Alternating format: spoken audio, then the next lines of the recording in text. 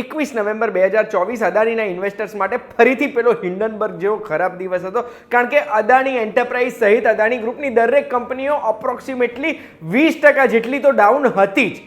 આ કારણના લીધે ગૌતમ અદાણી, જેમનો વર્લ્ડમાં રિચેસ્ટ માણસમાં રેન્ક જે 15મો આવતો હતો, એ નીચે ઉતરીને 22મો 25મો થઈ ગયો, કારણ કે એક જ દિવસમાં એમની વેલ્થ $11.3 બિલિયન એટલે લગભગ 1 લાખ કરોડ રૂપિયા ઘટી ગઈ. તો આ બધું કેમ થયું એ જો જાણવા માંગતા હોય તો એના માટે ધ્યાનથી સાંભળજો. હું તમને એક વાત કહું.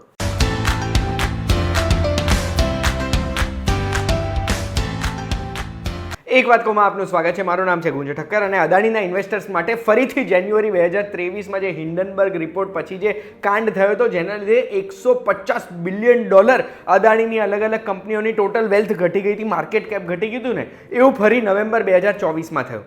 કેમ? કારણ કે અમેરિકામાં ગૌતમ અદાણી અને એમના ભત્રીજા સાગર અદાણી, જે એક્ઝિક્યુટિવ ડિરેક્ટર છે અદાણી ગ્રીન એનર્જીઝના, આ બંનેઓના વિરુદ્ધ અરેસ્ટ વોરંટ નીકળ્યો છે. એટલું જ નહીં, એક ઇન્ડાઇટમેન્ટ ફાઇલ થયું છે. એનો મતલબ છે કે આક્ષેપો મુકાયા છે અમેરિકાના ડિપાર્ટમેન્ટ ઓફ જસ્ટિસમાં, એમાં કોર્ટમાં, જે ગૌતમ અદાણી અને મેનેજમેન્ટમાંથી 7 સિનિયર લોકોના વિરુદ્ધ આ આક્ષેપો છે. તો સવાલ એ છે કે આ આખો સ્કેન્ડલ હતો શું ને આ ઇન્ડાઇટમેન્ટમાં લખ્યું શું છે? તો વર્ષ 2020-2024ની વચ્ચે લગભગ $265 મિલિયન નો બ્રાઇબરી થઈ છે, એટલે લાંચ આપવામાં આવી છે ગવર્મેન્ટ ઓફિશિયલ્સને અહીંયા ભારતમાં. $265 મિલિયન એટલે લગભગ 2238 કરોડ રૂપિયા થાય આજના ભાવ પ્રમાણે. તો આ બ્રાઇબ કેમ આપવામાં આવી હતી? તો સોલાર એનર્જીના કોન્ટ્રાક્ટ્સ મેળવવા માટે ગવર્મેન્ટ ઓફિશિયલને આ લાંચ આપવામાં આવી હતી. એટલું જ નહીં, આ યુએસ ડિપાર્ટમેન્ટ ઓફ જસ્ટિસે એવું પણ કીધું છે કે એમની પાસે મેસેજો પડ્યા છે, જે મેસેજમાં ગૌતમ અદાણીના અલગ અલગ નામ પણ પાડેલા હતા, એટલે કોડ નેમ્સ યુઝ કરતા હતા, SAG, ન્યુમેરો ઉનો, મિસ્ટર A કે પછી ધ બિગમેન. આ બધા મેસેજીસના માધ્યમથી સાગર અદાણી ટ્રેક કરી રહ્યા હતા બધી લાંચ પ્રોપર ટાઈમસર પહોંચી રહી છે કે નહીં દરેક રાજ્યોમાં. આમાંથી $228 મિલિયન આંધ્રપ્રદેશના એક ઓફિસરને આપવામાં આવી હતી, જેની સામે 7 ગીગાવોટનો એક પ્રોજેક્ટ પાસ કરેલો ને એનામાંથી એ લોકો સોલાર એનર્જીનો એક કોન્ટ્રાક્ટ કરેલો.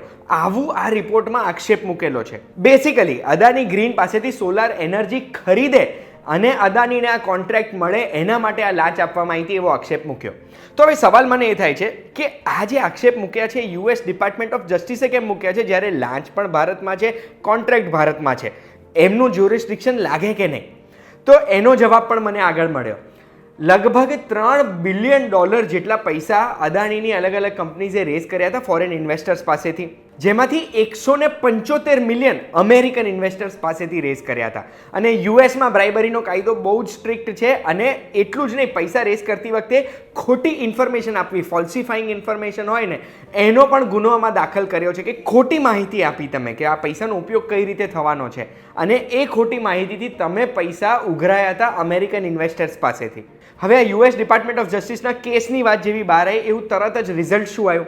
તો અદાણીની અલગ અલગ કંપનીઝના રેટ 20% જેટલા ઘટી ગયા છે.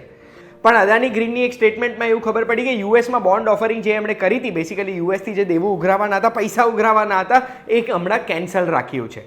ગૌતમ અદાણીએ ડોનાલ્ડ ટ્રમ્પ જ્યારે પ્રેસિડેન્ટ બન્યા ને ત્યારે એમને કોંગ્રેચ્યુલેટ કરતા એક ટ્વીટ પણ કર્યો હતો, જે ટ્વીટમાં એમણે લખ્યું હતું કે યુએસમાં $10 બિલિયન સુધી ઇન્વેસ્ટ કરવા માંગે છે એનર્જી સિક્યોરિટી માટે, જેમાં 15,000 જેટલા લોકોને જોબ મળી શકશે. હવે એનું શું થશે એ તો આવનારો સમય જ કહેશે. પણ શું આ વિડીયોથી તમને સમગ્ર અદાણીવાળી મેટરની આખી માહિતી મળી ગઈ? અગર જવાબ હા છે તો એક વખત વિડીયો લાઈક કરતા જજો, અને આવી માહિતી માટે એક વાત કહું, જોતા રહેજો. આપણે ફરી મળીશું.